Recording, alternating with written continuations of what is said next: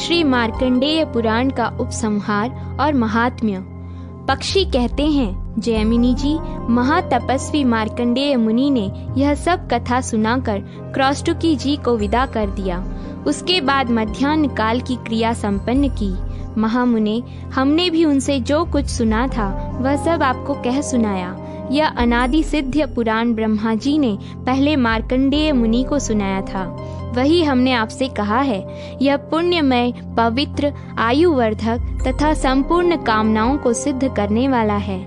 जो इसका पाठ और श्रवण करते हैं वे सब पापों से मुक्त हो जाते हैं। आपने प्रारंभ में जो कई प्रश्न किए थे उसके उत्तर में हमने पिता पुत्र संवाद, ब्रह्मा जी के द्वारा रची हुई सृष्टि, मनुओं की उत्पत्ति तथा राजाओं के चरित्र सुनाए हैं। यह सब बात तो हम बता चुके। अब आप और क्या सुनना चाहते हैं? जो मनुष्य इन सब प्रसंगों का श्रवण तथा जन समुदाय में पाठ करता है वह सब पापों से मुक्त होकर ब्रह्म में लीन हो जाता है। पितामह ब्रह्मा जी ने जो 18 पुराण कहे हैं उनमें इस विख्यात मार्कंडेय पुराण को 7वां पुराण समझना चाहिए। पहला ब्रह्म पुराण, दूसरा पद्म पुराण, तीसरा विष्णु पुराण, चौथा शिव पुराण, 5वां श्रीमद् भागवत पुराण, 6ठा नारदीय पुराण, 7वां मार्कंडेय पुराण, 8वां अग्नि पुराण, 9वां भविष्य पुराण, 10वां ब्रह्म वेवर्त पुराण, 11वां नृसिंह पुराण, 12वां वराह पुराण, 13वां स्कंद पुराण, 14वां वामन पुराण, 15वां कूर्म पुराण, 16वां मत्स्य पुराण, 17वां गरुड़ पुराण और 18वां ब्रह्मांड पुराण माना गया है। जो प्रतिदिन 18 पुराणों का नाम लेता तथा प्रतिदिन तीनों समय उनका जप करता है उसे अश्वमेध यज्ञ का फल मिलता है। मार्कंडेय पुराण 4 प्रश्नों से युक्त है। इसके श्रवण से 100 करोड़ कल्पों के किए हुए पाप नष्ट हो जाते हैं। ब्रह्म हत्या आदि पाप तथा अन्य अशुभ इसके श्रवण से उसी प्रकार नष्ट होते हैं जैसे हवा का झोंका लगने से रुई उड़ जाती है। इसके श्रवण से पुष्कर तीर्थ में स्नान करने का पुण्य प्राप्त होता है। वंध्या अथवा मृतवत्सा स्त्री यदि यथावत इस पुराण का श्रवण करे तो वह समस्त शुभ लक्षणों से संपन्न पुत्र प्राप्त करती है। इसका श्रवण करने से मनुष्य आयु, आरोग्य, ऐश्वर्य, धन, धान्य, पुत्र तथा अक्षय वंश प्राप्त करता है। ब्राह्मण, इस पुराण को पूरा सुन लेने के बाद जो आवश्यक कर्तव्य है वह सुनो। विधि पूर्वक अग्नि की स्थापना करके विद्वान पुरुष होम करे। पुराण स्वरूप भगवान गोविंद का हृदय कमल में ध्यान करके गंध, पुष्प, माला, वस्त्र तथा नैवेद्य आदि के द्वारा पूजन करे। वाचक की पत्नी सहित पूजा करे। तत्पश्चात उन्हें दूध देने वाली संवत्सा गौ, खेती से भरी हुई भूमि, सुवर्ण और चांदी आदि वस्तुएं यथाशक्ति दान करनी चाहिए।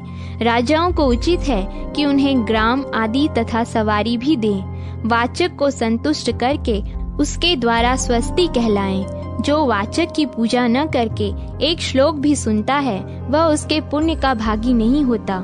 विद्वानों ने उसे शास्त्र चोर कहा है। मार्कंडेय पुराण की समाप्ति पर भारी उत्सव कराएं और सब पापों से मुक्त होने के लिए दूध देने वाली गौ दान करें। साथ ही सपत्नीक ब्राह्मण को वस्त्र, रत्न, कुंडल, अंगा, पगड़ी, ओढ़ने बिछौने आदि सहित शैया, जूता, कमंडलू, सोने की अंगूठी, सप्त धान्य, भोजन के लिए कांसे की थाली और घृत पात्र दान करें। ऐसा करने से मनुष्य कृत्य हो जाता है।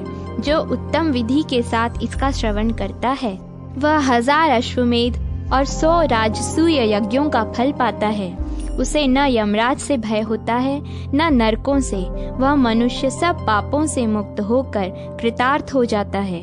इस पृथ्वी पर उसकी वंश परंपरा सदा कायम रहती है तथा वह इंद्रलोक एवं सनातन ब्रह्मलोक में जाता है।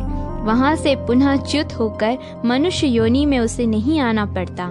इस पुराण के श्रवण से ही मनुष्य परम योग प्राप्त कर लेता है। नास्तिक, वेद निंदक, शूद्र, गुरुद्रोही, व्रत भंग करने वाले, माता पिता के त्यागी, सुवर्ण चोर, मर्यादा भंग करने वाले तथा जाति को कलंकित करने वाले पुरुषों को प्राण कंठ में आ जाए तो भी इस पुराण का उपदेश नहीं देना चाहिए। यदि लोभ, मोह अथवा विशेषतः भय के कारण कोई उक्त मनुष्यों को यह पुराण सुनाता अथवा पढ़ाता है तो वह निश्चय ही नरक में पड़ता है। जैमिनी बोले, पक्षियों, महाभारत में मेरे जिस संदेह का निवारण नहीं हो सका उसका निवारण आप लोगों ने मित्र भाव से किया है। ऐसा दूसरा कौन करेगा? आप लोग दीर्घायु, निरोग तथा उत्तम वृत्ति से युक्त हों। सांख्य योग में आपकी वृद्धि अविचल भाव से स्थित रहे। पिता के शाप जनित दोष से जो आपके मन में दुख रहता है वह दूर हो जाए। यूं कहकर महाभाग जैमिनी उन श्रेष्ठ पक्षियों की प्रशंसा करके अपने आश्रम पर चले गए। वे उन पक्षियों द्वारा किए हुए परम उदार उपदेश का सदा चिंतन करने लगे। श्री मार्कंडेय पुराण संपूर्ण।